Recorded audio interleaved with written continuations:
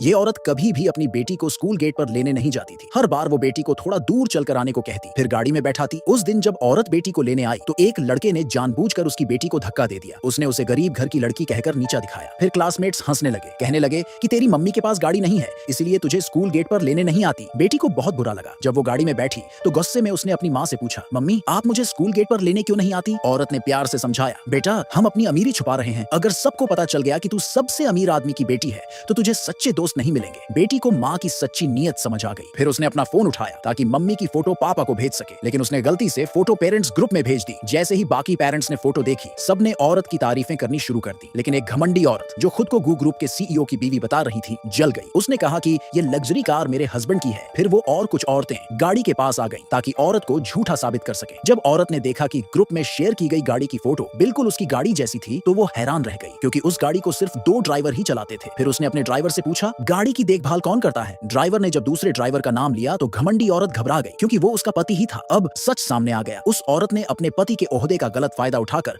खुद को सीईओ की बीवी बताया था, और ये भी झूठ बोला कि गाड़ी उसके पति ने उसे गिफ्ट में दी है। फिर उसने गुस्से में कहा, तुरंत इस गाड़ी से बाहर निकलो। लेकिन जब बेटी ने कहा, मुझे डर लग रहा है, तो औरत ने ड्राइवर को घर ले चलने को कहा। घमंडी औरत ने फिर गुस्से में एक वॉइस मैसेज भेजा, अगर इस औरत ने मेरी गाड़ी गंदी कर दी तो ये जिंदगी भर भरपाई नहीं कर पाएगी। ये सुनकर औरत हैरान रह गई। उसे लगा कि उसके पति की कहीं और भी एक बीवी है। पर बेटी बोली, पापा का पूरा पैसा तो मम्मी संभालती है। अगर पापा दूसरी औरत रखना भी चाहें तो उनके पास पैसे ही नहीं होंगे। मगर घमंडी औरत फिर भी चुप नहीं हुई। उसने टीचर से कहा, इस औरत को ग्रुप से निकालो। टीचर ने भी हाँ में हाँ मिला दी और कहा कि बच्चों को गलत सीख मिल रही है। औरत ने समझाने की कोशिश की, लेकिन टीचर ने उसकी बात काट दी। फिर घमंडी औरत ने अपने बेटे की बर्थडे पार्टी का इनवाइट सब पेरेंट्स को भेजा, सिर्फ औरत और उसकी बेटी को छोड़कर। लेकिन जब औरत ने देखा कि पार्टी ग्रीनफील्ड विला में हो रही है तो उसे कुछ अजीब लगा। उसे याद आया कि उसके पति की एक विला भी उसी नाम से सबर्ब्स में थी। घर जाकर औरत ने पति से बात नहीं की। पति को कुछ समझ नहीं आया तो बेटी ने वही सवाल पूछे जो माँ ने उसे पहले ही याद करवा दिए थे। बेटी ने हिंट दिया, आज हमारी लिमिटेड एडिशन कार को किसी और औरत ने अपना बताया। अब सीईओ को सब समझ आ गया। उसने वही कसम खाई